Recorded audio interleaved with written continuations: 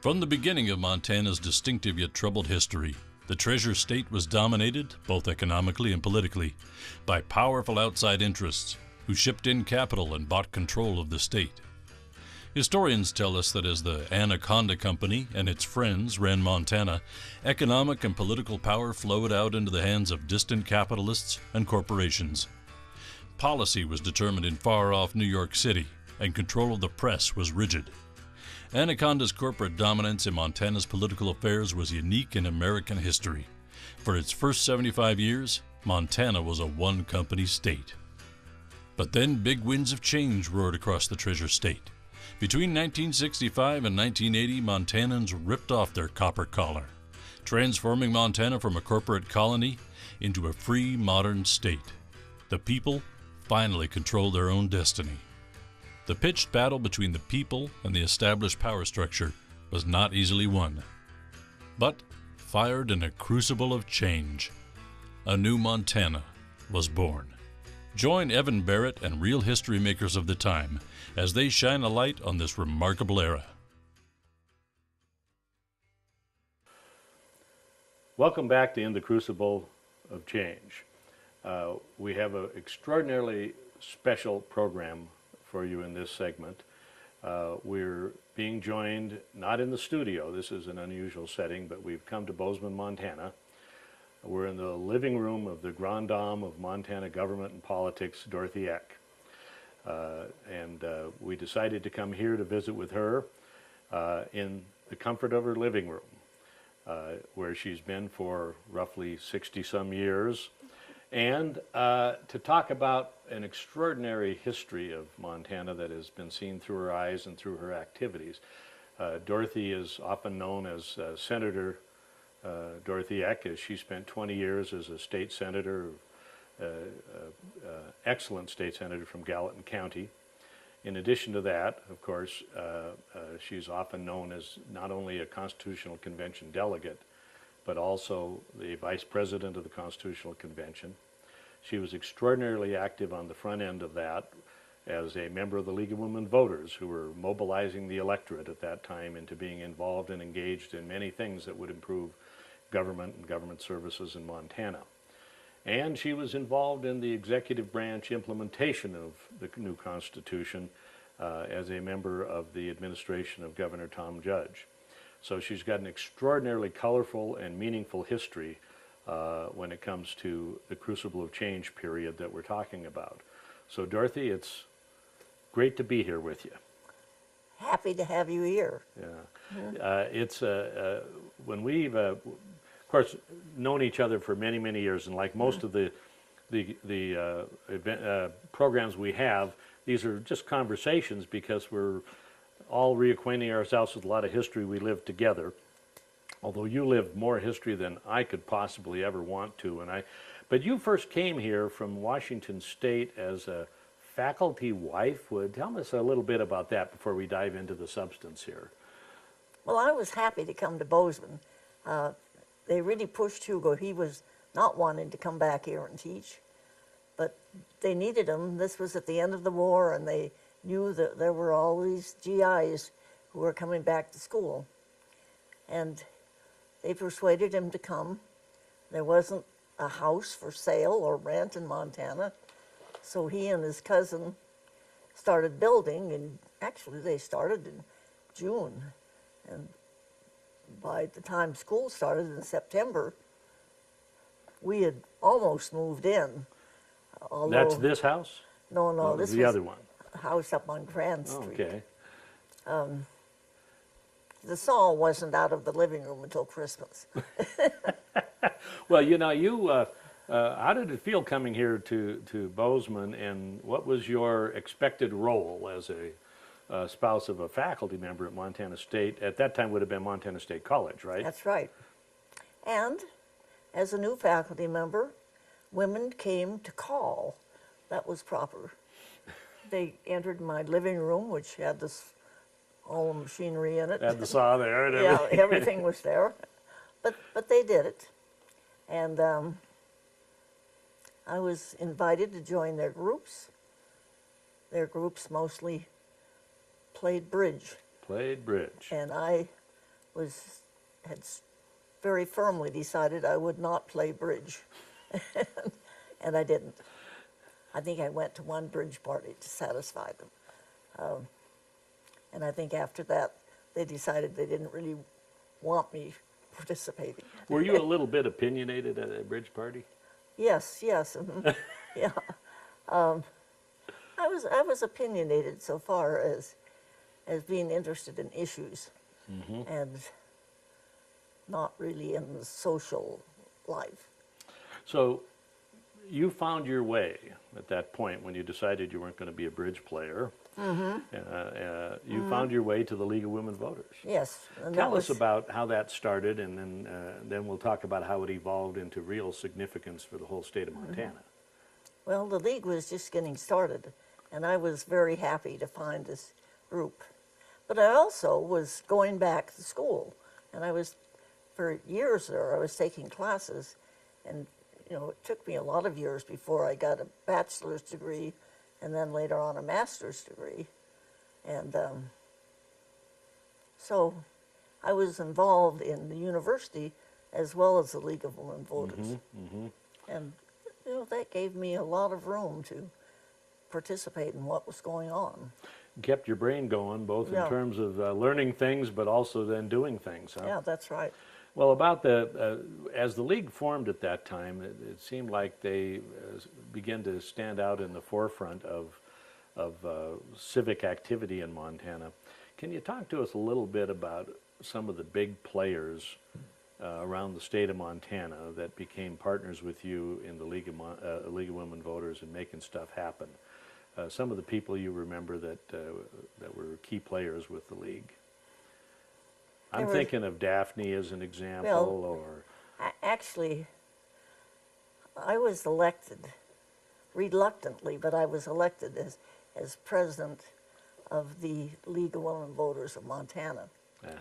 And at that time, Daphne Bugby, later Daphne Bugby Jones, was the person they had designated to follow the legislature.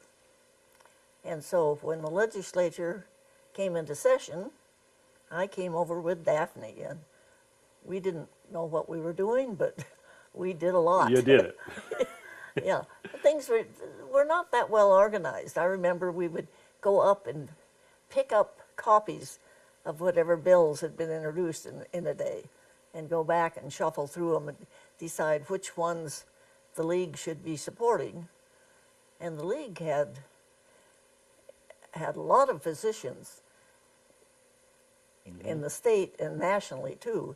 So there were a tremendous number of bills that we would have an interest in, and we selected too many of them to begin with. Now, you were from here, and she was from Missoula. That's right. So you met in the middle in Helena and took on the legislature. Yes. Now, in those days, we were told in other programs that in those days, a lot of times the bills were written by Anaconda Company lawyers. That's right. And the Anaconda Company thumbs up, thumbs down, up in the balcony had a lot to do with bills passing or not. Would that be a fair reflection of the way things were? Actually, when we moved here and built this duplex, we had to rent half the duplex to veterans in order to get materials. But when they were gone in the summer, we had other people there. And one of the women who lived up there, had worked at the legislature. And she was the one that kind of filled me in on what went on with thumbs up and thumbs down, and how much the Anaconda Company and Montana Power really controlled what was going on. They picked the candidates on both sides. That's a guaranteed way to win, huh? Yes, yeah. So, it was a challenge going into it, and we looked at it that way. Now, Gene Tidball, who for a while had been the head of the Legislative Council when it had been formed, and I don't know if they were probably about that time was when they were relatively new, the Legislative Council. Yeah. And he was the first attorney to kind of head it up, and he said when he was looking at, they typed up 4 copies of every bill when they first got them introduced, and he knew where 3 of them went, but he couldn't figure out where the 4th one went, and so he had his staff look around and say, well, where does that 4th copy go? And then they came back and they reported it went to the Anaconda Company. So, Yeah, okay, that figures. so when we talk about the kind of, you were there and very involved in experience, although in a very, as a young active person, learning the ropes about what it was like when we were still kind of a corporate colony. Well, and we really resented the fact that Montana was known as kind of belonging to the copper collar. Yeah. And this was, we thought, something we should get rid of. And we worked at it. Well, you know, and it had to start with a lot of places. Now, one of the things that I remember seeing a picture of a big bus that said League of Women, Montana League of Women Voters on the side of the bus, and it was a picture of a number of people from the league doing a tour, and it seemed to me it was a picture up in Havre or something.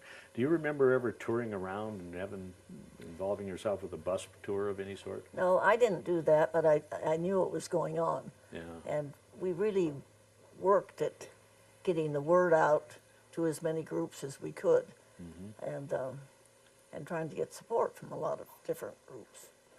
And the one person I'm sorry you can't interview is Dale Harris. Oh, yeah. Because he was very much a part of that. He was a young guy. I think he just barely finished college. And Dr. Waldron, who was head of political science, didn't think that all of this review would come to anything. And so the summer that they were looking and had a little bit of funding for educating people about it, he took off for Europe and left this young fellow, Dale Harris, in charge. And Dale had a great sense of how to educate people. And Yeah, he passed away way, way too young. yes, he did. He was a marvelous talent, wasn't he? Yeah, he was. And really helped to organize in such a way that we got the message out. And Now, it was interesting that Ellis Waldron, and by the way, his book is what I use as kind of the Bible to Yeah. back up all the information we need for this series, but he also was a person who first sponsored Chuck Johnson to go over and carry on an internship in the 1971 legislature that led to Chuck's 40-some-year career as a reporter at the Capitol, and he was also the person who said to Maynann Robinson then, she was working in graduate school with him, you ought to run for the Constitutional Convention. So though he was wondering if it was going to happen, he seemed to have a pretty widespread influence in who he got to be involved. yeah, I think he knew it was going to happen, but I don't think he thought it was going to be successful. Chuck Johnson we'd have a meeting in the leader's office early in the morning Yep. of each legislative day to kind of look up what was going to happen to the day. And Chuck would always be there. And he was challenged on that. Why should he be able to be in this as a newspaper reporter? And but I think they let him stay. I don't think they kicked him out. I think the provisions of the Constitution that you helped pass provided for that kind of openness, and eventually the court said even the caucuses had to be open. Yes. So, there's no... And this was one of my main thrusts, was the right to know. Yeah. In other words, making sure that the public had a right to know what was going on and participate. There was a little bit of, we heard from someone else in one of our earlier discussions who made the point that the balancing act that was put in the Constitution, which is the right to know as long as the right of privacy of an individual did not exceed it, required a balancing. That is, required a lot of court cases to be held constantly to say, well, how does that balance work out? But by and large for Montana, it's worked out on the side of sunshine. Yeah. And that was, there were people who were very much in support of the right to know, who really threatened to pull out entirely if they left in the right to privacy. And I think there was a question about whether or not the newspapers, if they didn't have it done right, would support the Constitution. well, how it finally was settled in discussion was, I suggested that we say, unless it clearly, Clearly. yes, and I don't know if it clearly did that much, but it gave them an excuse. Cover. Yeah. Yeah, that's good. That's good language. That's Yeah, good yeah, language, and yeah. it's an extraordinarily clear use of language that holds up in court somehow. Yeah. Every one of them has to be judged individually, but it's that. But that's good. It happened. Yeah. And we have a right to know that is far beyond almost any other state. Yeah, You, I'm sure, are very proud of that. I am. And I think we have to keep protecting it. And That's one of the challenges, is to take the gains that were made during the Crucible of Change period and keeping them. Now tell me, back before that again, when we were talking about the League of Women Voters, it seemed like that activity of the League had kind of reached a crescendo in 1970 when there were two things. Well, it would have been 69, because in 69 the legislature created, they received a study that said that reorganization needed to be done and the Constitution needed to be looked at. And so they put on the ballot, after the legislature went ahead and created a reorganization commission, they put the 20s plenty provision on the ballot, and they put the call of a constitutional convention on the ballot. So it was the voters of Montana deciding whether or not to call a constitutional convention. But that didn't happen without the League of Women Voters being right up to their eyeballs and pushing that. yes, we did. And we were really surprised that it passed. Overwhelmingly. Yes.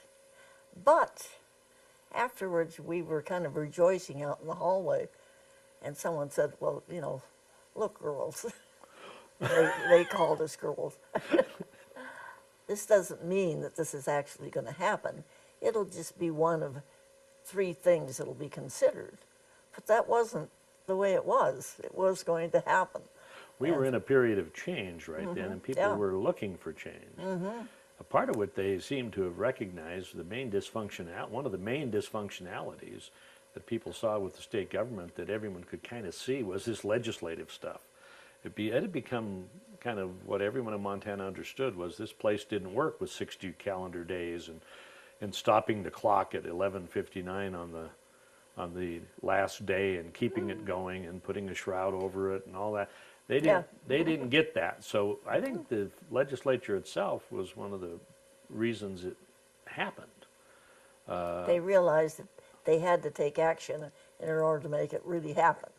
And we had learned, if there was any reading done, we had learned that given the provisions of the old Constitution, which is no more than 3 amendments could be put up in any year, yeah.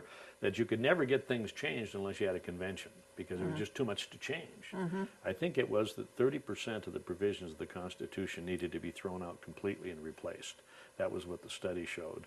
And so there's no way to do that without a convention. Oh, So you got the convention. Now the 20s plenty was another thing. that was good. Tell us about what you got out of it, because that's when I was first involved in this stuff, was in that executive reorganization. Give me your reflections on the League pushing the executive stuff and how it all evolved from your perspective. Well, to begin with, the League followed any major activities or committees meeting in Helena. And the committee looking at government organization was a natural.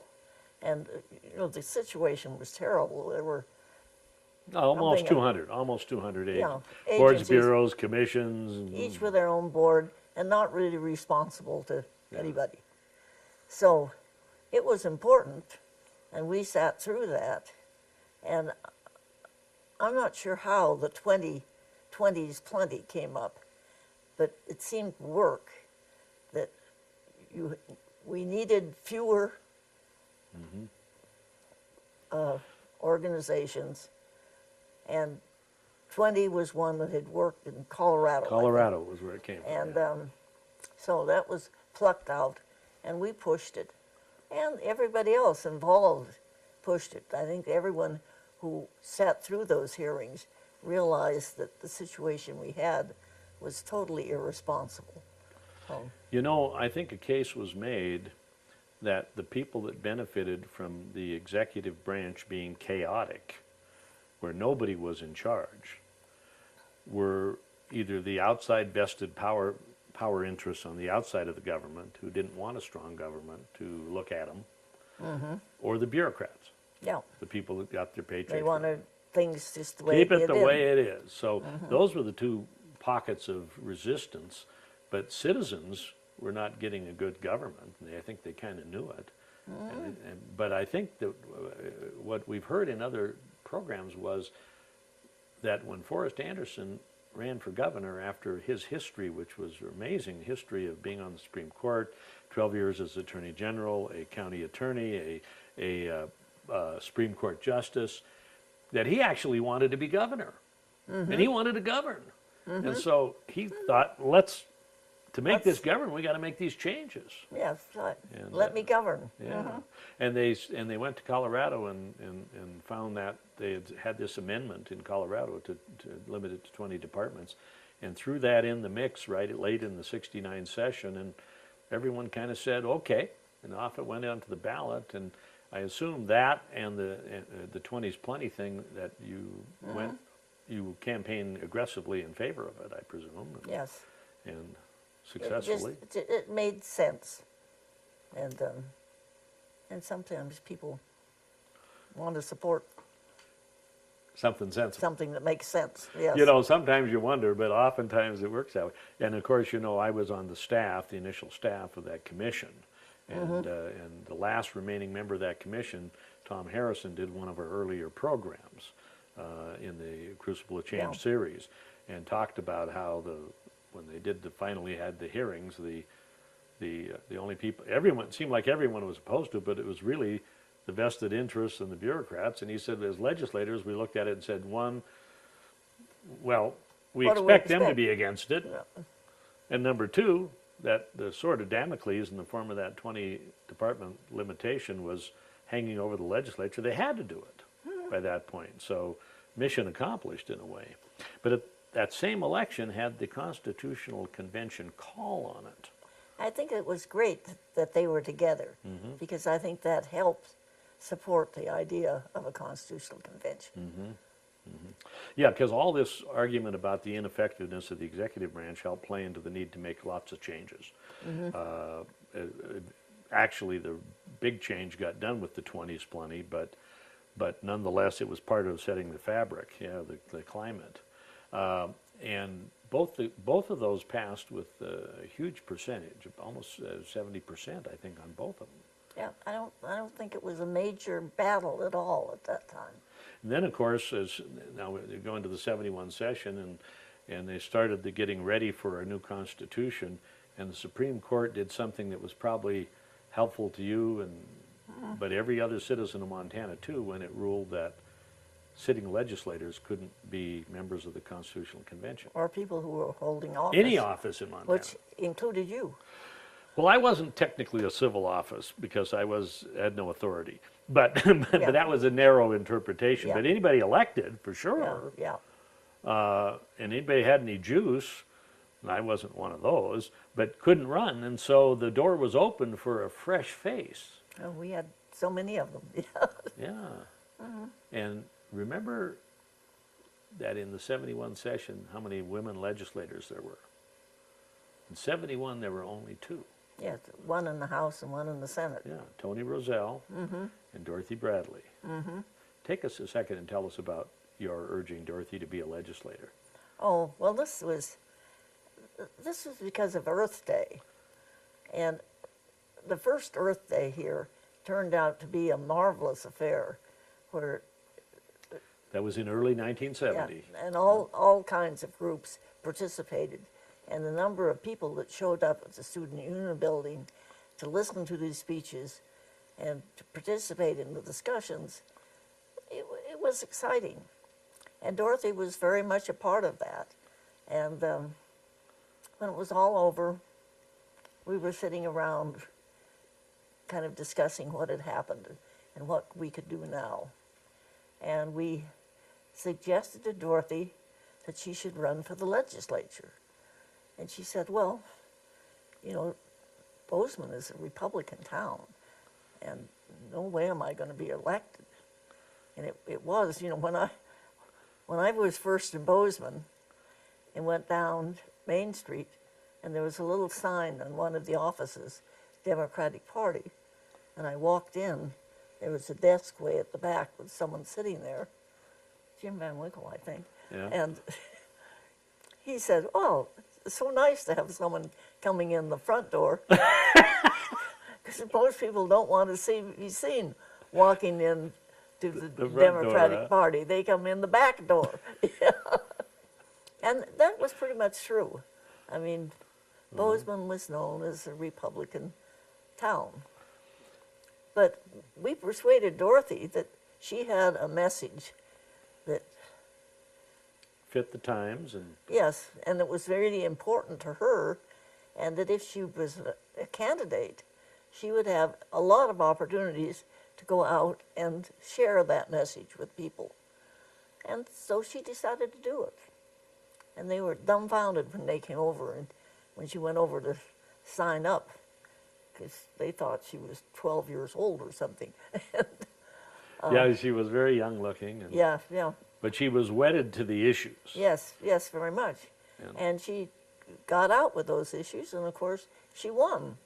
And that was also kind of the first inroad of downtown Bozeman not being purely Republican. It became a little more acceptable to go in the front door, apparently, Yeah, after yeah. that. But she Yeah. showed me, when she came to my class last year, she showed me her campaign material that she had from that time. It's very Dorothy environmental piece that is she for had. the butterflies. Yeah, it was really, but it was very good. So, you know, of course, you helped launch a significant Montana political and policy career when you got Dorothy Bradley started in politics like Of course, the other one that started out of that same Earth Day was Bob Brown. Right, right. And we're going And- to have him as part of this series as well. Well, we had always assumed He was, of course, although he's from the Flathead, was going to school down here. yeah, Yeah. and we'd assumed he was a Democrat because his views were all right. But on the other hand, he knew that as a candidate from the Flathead, he had to be a Republican if he was going to win, and that's what he did. And Bob has certainly never been one you could package up as being the everyday Republican. yeah, He's a very interesting, progressive person, and I had him come to my class last year, and he gave a marvelous presentation, and he'll be participating in this series as well. good. And but so you did that, but here we all of a sudden we have suddenly passed and put on the ballot these things, and now you're able, with no legislators able to do it, to run. You're able to think about running for the Constitutional Convention. Tell me, was that an easy decision? Was it a natural progression? How did it come that you decided to run for the Concon? I don't think there was ever any question in my mind. Yeah. I mean, I thought it was such a good idea and wanted to be a part of it. And I knew it would be difficult, but I thought it would be doable because I had good friends in both parties. And I remember, I think it was Grace Bates, but some good conservative person, and I went to the dinner that the Potato Festival has, I think it was. That have been down in Manhattan, and Yeah. And she took me around and introduced me to people. And then she went back around and said, you know, you can vote for Dorothy because she's a good Christian lady. yeah. Grace got elected herself, Yeah. and she was a conservative Democrat. Yeah, But a good lady. Good lady, yeah. Yeah. So you decided to run. That was kind of automatic. And how'd you turn out in the election in this county? Did you? I think I did very well in the election. I think I might have been top vote getter, but if not top, it was two. And they that was an election where you voted for 6 candidates. Yeah. So, no, I did well in the elections. So off you went to write a constitution after all this, you know. When you got over there, they decided that you ought to be the vice president. The Western vice president, was that what it was? Tell us I think about that was because I was a strong supporter of keeping it bipartisan. So they felt that I was a kind of a safe Democrat to have there. You were acceptable because as a league member, you'd worked with anybody and everybody to Yeah. get done stuff. However, the party, and I don't know if you were part of the party at that time, they did not agree with that. And they felt that because the Democrats really won a lot more seats We than kind of swept into that with that sales tax election, yeah. yes, that we should control the convention. And I didn't agree with that. Well, you Yeah. know, I was the executive director of the party at that time. I had gone from the governor's office down to the party.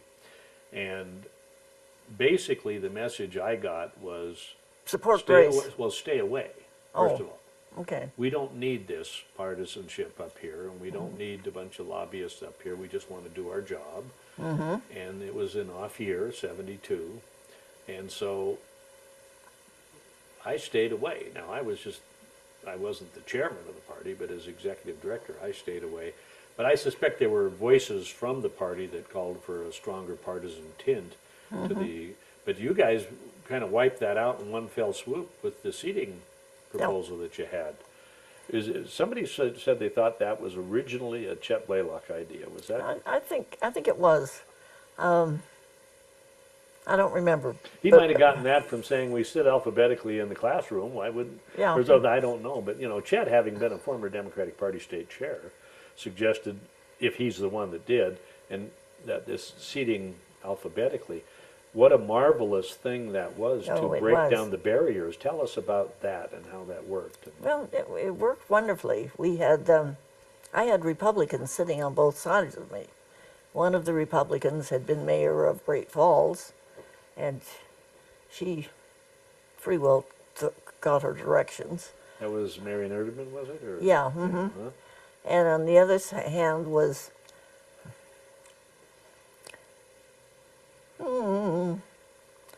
the one who had KOA campgrounds all over the state. Oh well, Dave Drums. Dave Drum. Drum. Yeah. He was there. Yeah. And Dave Drum had a lot going on business-wise as long as while we were in session. And there was a little office just a few steps off of where we He were was sitting. always over there in the office. Yeah, was he would, and then he would come back in for a vote and ask me what it was about, and I'd tell him, and he'd vote the right way. And he said at one time, he says, you know, they have listed me as one of the, I don't know how many, a dozen more liberal people in the convention. He says, you know, you've ruined my reputation. Well, in fact, in 1976, when Dave decided to run for the United States Senate in the Republican primary, and his opponent was Stan Berger of the Farm Bureau, and he got nailed for being too progressive and too liberal, and he didn't make it past the primary. Yeah. Yeah, yeah. So maybe you did. Yeah, I didn't ruin his chances. Yeah. But he was good, and he also really wanted to discuss issues. So I think that when he voted my way, he already pretty much agreed that that's the way it was. Yeah, it was probably And, the sensible approach to things. What was what were the centerpieces of what you stand out with you in the convention, of the policy things that were most important to you as you? Well, of course, from the Bill of Rights Committee, it was still the right to know, and then there was the whole matter of including Indians, and that came out successfully. Something which wasn't fully implemented until Governor Schweitzer came in. Yeah, that's right. Yeah, yeah.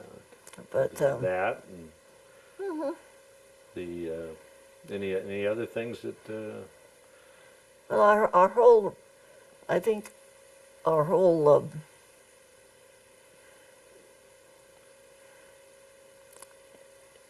committee on the Bill of Rights Yeah. was important all the way through the legislature. And we've got, of action. course, a program on the Bill of Rights Good. of the Constitution. And I know Wade DeHood is going to be a part of that, and we have another person we've asked. How about to Rick come in. Applegate? We've asked Rick, and we hope he'll get here. Yeah, Yes. And, that made it the difference to I us. think it would be really, really. Now, by the way, on that, in that regard, comment from you as a person who understood the process on the front end of the Constitution, but also as a member of as a delegate. We're on the receiving end of the assistance of the staff and the staff of the commission and the reports. Tell us how important it was the way Dale and the commission structured the input to the convention, and how valuable that was or wasn't, and the people that were doing it.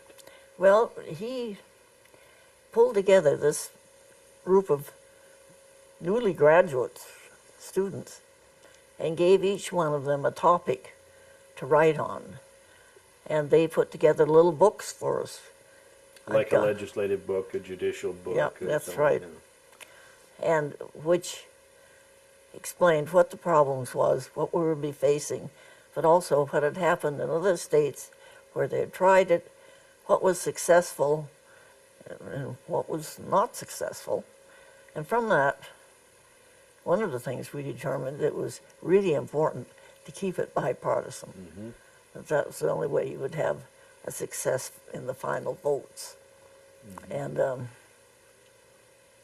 These young staffers, they were they a were pretty impressive group. they were tremendous. I mean, the work they did was great, and most of them have gone on to continue a lot of work.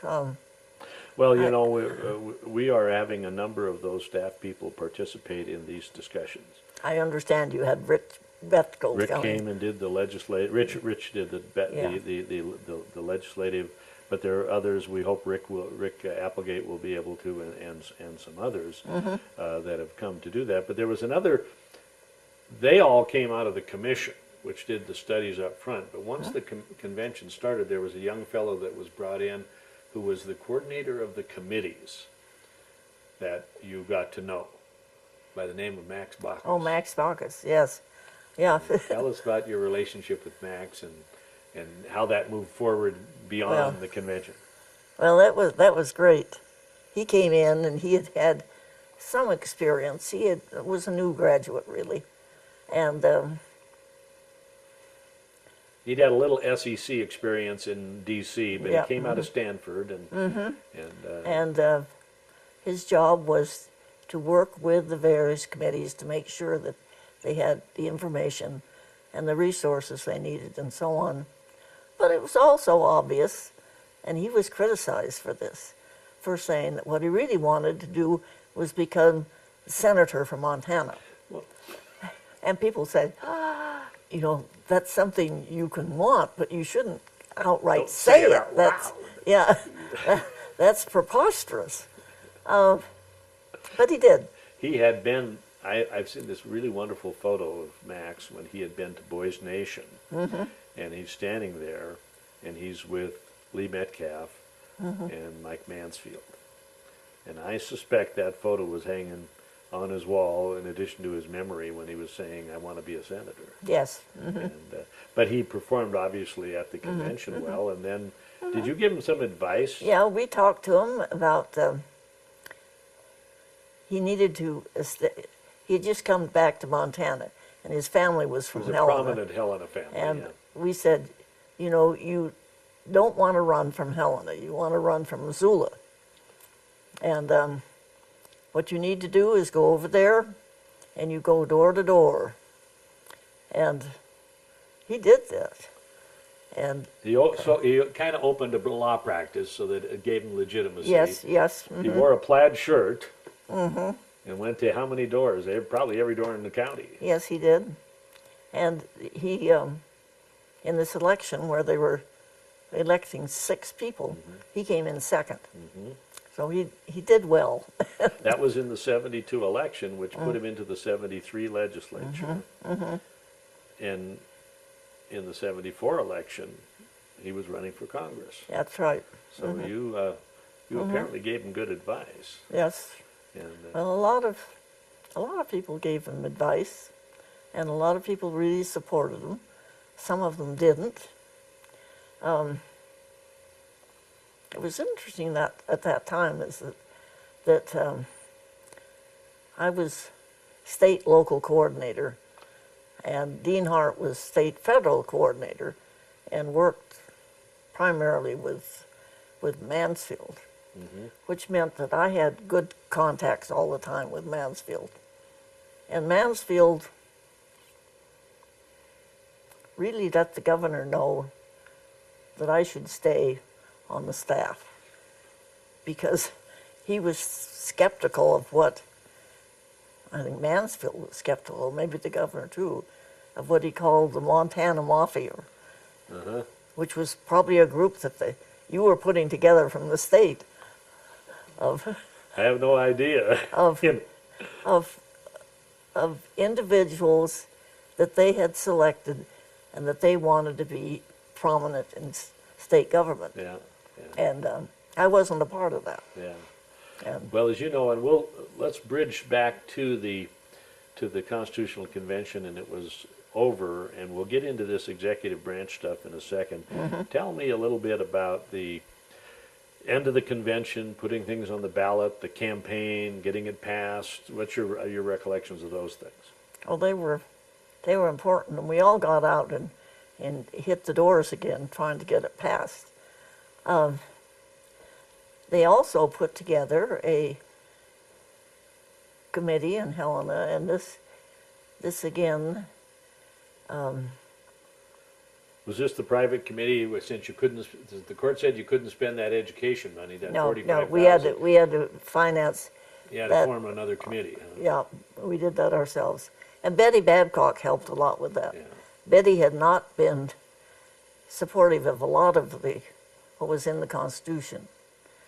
But I heard she gave an office at the Colonial to be used, and Yes, kind of became part of the team that pushed it. yes, and her husband really greatly. He didn't like it. Huh? In fact, they were kind of separated for quite a while. She went to work at Hennessy's as a clerk. Oh. Yeah, Could it have been over the Constitution? I guess you never know. Huh? yeah. Well, it was. She was taking a very active role in support of it. In fact, she went around with Daphne Bugby. The two of them went all over the state. A Democrat, a prominent, well-spoken Democrat, and a prominent, well-spoken Republican, and they made a lot of difference. They were a good team on that, and I think. Now, for those who predicted that it was just going to be another event and it wouldn't actually happen, it came pretty close to not happening. That's right. It was came to the not vote. easy. No. So all that work really paid off. It was only a couple thousand votes difference, and it ended up having to go to the Supreme Court even to be adjudicated. So, but all of a sudden, it was passed. And they couldn't take it away. Couldn't take it away. And it needed to be implemented, and all of a sudden we looked up, and Tom Judge was elected governor that fall, and Forrest Anderson was stepping out after one term. And Tom Judge's chief guy was, Ron Richards. well, Or his campaign man, it was Larry Pettit. Larry Pettit it Yeah. was. Yeah, and Larry Pettit put together this group in Helena, Transition group. a transition group, and asked me to come over. And I came over. I mean, I was a great admirer of Larry Pettit. Yeah. Would do anything. And got over there. And that was, there was a lot to do because, Oh yeah. Even though you're changing, the party was staying the same. Anytime you change a governor, that's a big Oh, yeah. transition. yeah, with the new Constitution. And a lot of things. Anyway, we all got over there. I can remember Blanche was there. Blanche was the governor's mother. And she felt that the first thing we had to do was put together a proper list of who should be invited to the inaugural ball. Yeah. But Larry Pettit was there too, and we worked on issues, and that was a good time. Well, the governor then picked you to be, what in my recollection was the term was a local government coordinator, or? That was after this. You know, to begin with, they expected me to do a lot of work on transition to the new constitution. Ah. But actually, they had hired a staff person who did that really tedious work, going through all of our legislation and looking at the minutia that needed to be changed because of the new constitution. So I didn't do that kind of thing. That would not be using your strength anyway. No. And working with local government was something that I had always liked. And this was a great position because I was there and I had a committee made half of mayors and half of county commissioners. And we met and looked at what the problems were, what our strengths were, and what we needed to do, and how would we get it done. And through all that period, that commission was really important. So you were there in the middle of the judge administration. There was a lot of continuity from the previous administration. And one of the things that Judge did was he kept a lot of the staff people from the previous administration, which was a Probably a smart thing. very smart thing to do. You know, because when you hit the ground with everybody new, you know, it takes you a long time to get it going. I mean, I guess one would say ask Stan Stevens. You know, I mean, it doesn't work that easily. So that, Ted Schwinden spoke to that, about the, because he was one of those. He was in the Land Commission, and he stayed on, and later, of course, was governor later on. But he spoke of that remarkable continuity that occurred. But you were a new face. Yep. And you were working with the federal coordinator, which Dean worked on that. George McCarthy was part of that still, was he? Or? He had been, yeah. He had been, yeah. He was just moving out of that. And then I was with the legislature. and then that, of course, came about 8 years later. Yeah. But you were doing this local... But I was with the Did legislature. you work with the legislature from that position, local government? No. But I was a member of the legislature when Tom Judge took over. No, it would have been, you actually were a member, you went in 1980, that's when Schwinden took over. Oh, when Schwinden took over. Yeah. That was it. Tom had run for a third term. Yeah, and yeah, Schwinden- that's right. Yeah. And anyway, you know, they send someone down to tell the governor that we were in session, and glad that he was there. And I can remember going in and telling him that, and he looked at me and he says, "And now what do I do?"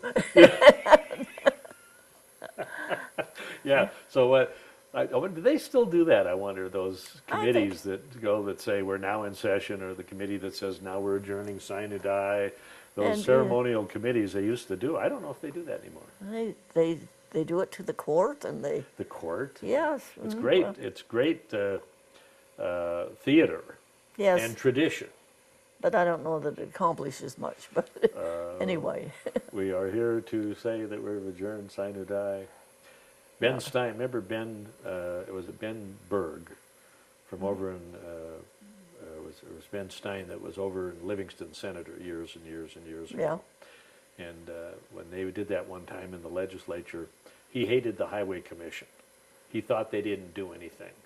So they were having all these committees, and they'd come back and say, "Mr. President of the Senate, we here to say that we reported to the governor, and he accepts our message that we're adjourning, sine die, et cetera, and all that." And Ben Stein, he got up and he said, "I created a committee of one to go over to the Highway Commission and report that we were adjourning, sine die." He said, "I went over there and I found 3 people with their feet up on the desk reading the comic books, the comic papers, and I told them we were adjourning, and I wanted to let you know that I did that."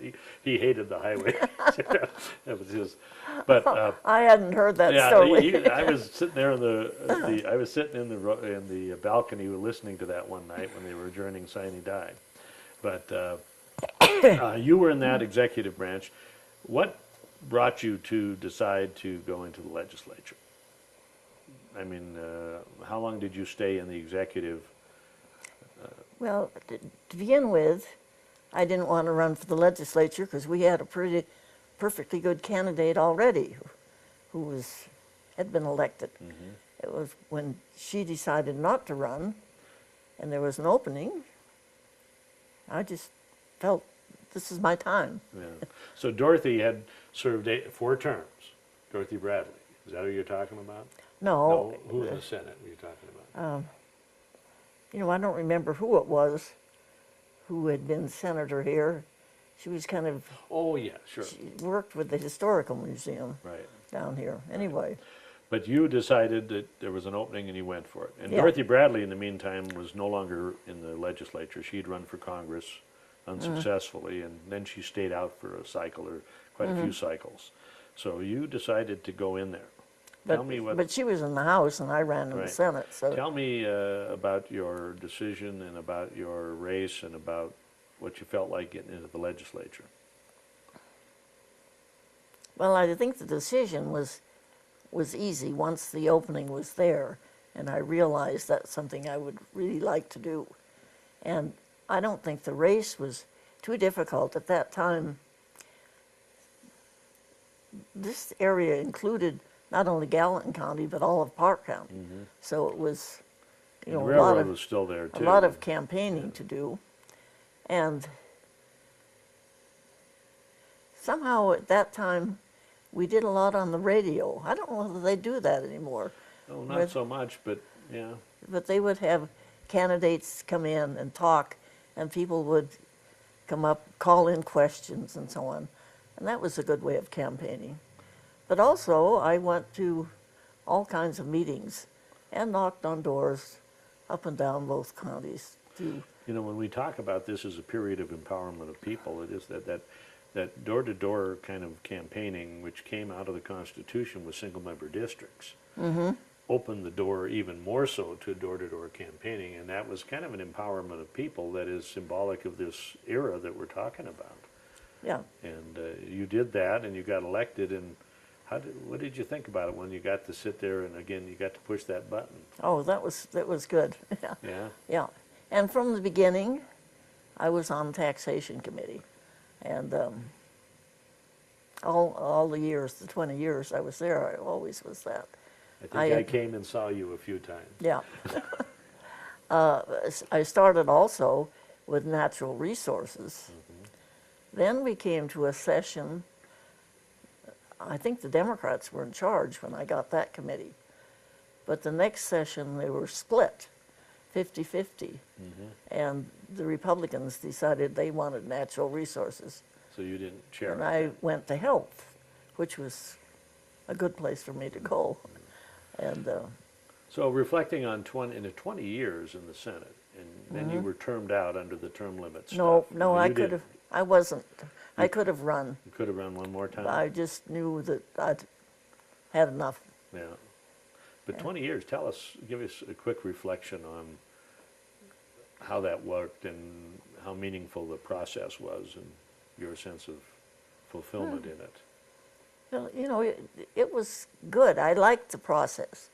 I liked the hearings of what we did with bills. I learned early on that you could do a lot by adding amendments to bills.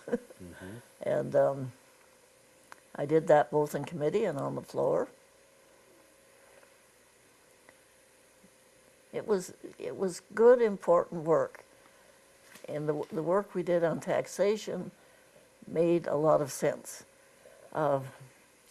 We looked at what had happened to Montana during the time that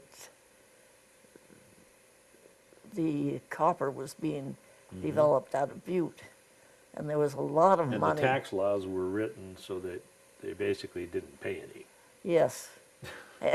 And any financial gain went to people in the East where they made money on Montana's resources, but they didn't spend any of it in Montana.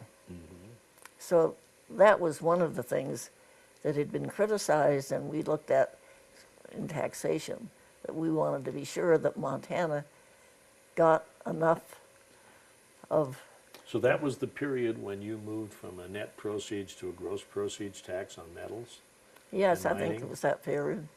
which made a big difference. Yeah.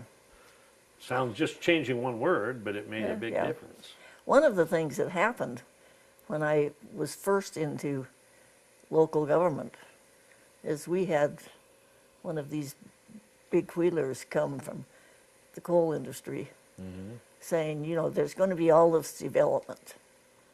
And we want to know what you think would be better for Montana. Would it be better for us to put all of our facilities in one area and have one big city, say a couple of 100,000 in eastern Montana? Or would it be better to have maybe 10 cities of 20,000 each? And I was flabbergasted. And I said, you know, you don't have any idea of what it takes to put together a city. You know, the schools, the housing, the water, the electricity, the streets, all of that. The net effect of that was they didn't get that big, number one. Number two, they did form one city, but it's Colstrip, but that's only a couple thousand people. Yeah, yeah. So it didn't, but that also spurred Ross Toole writing The Rape of the Great Plains and a lot of people being very alert to that, and it led to some good reclamation laws and coal severance tax laws that you were undoubtedly part of as well. And we realized that in order to do what you need to do to have the facilities, you needed tax money. Yeah, there's a And- radical idea. And the tax money had to go, a good part of it, to the local areas.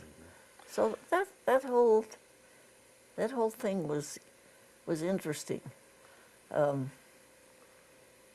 Well, you know, yours is a marvelous, marvelous story. Can you look back all these years, and as we look at it, very few people in the history of Montana have had the breadth and length of experience that you've had. That's because I've lived so long. We all aspire to that. Yeah. But many of us live to that length and don't have the impact Yeah. that you've had. And I know you're a very unassuming person that way, but you've made a great difference in the history of Montana. So our recent Senate candidate, I know, just sent down a photo to you, and she mentioned that she was standing on the shoulders of giants when she signed that picture, because that's how she looks at you. And that's how so many people look at you. As, That's Amanda Curtis, that's Amanda. and we're Curtis. expecting good things from her. And so she recognizes you as one of those giants, and you may not think of yourself that way, but so many of us do. And so if we look back upon this period, and we're so, I can't tell you how pleased I am we were able to get together here in your living room and be able to share these thoughts and these ideas and make them part of our package for people, young people in future generations, to reflect upon all that you did. A couple final thoughts before we walk away. Oh, you mentioned young people, and that's something that I would have as a final thought, that we really need to get young people engaged and participating while they're still young, and hope that they keep it up. Well, that's part of the purpose of this, that forever they're going to look at Dorothy Eck and know what you did and hear your thoughts and be inspired by you, as so many of the rest of us are. So thank you for joining us today in the Crucible of Change.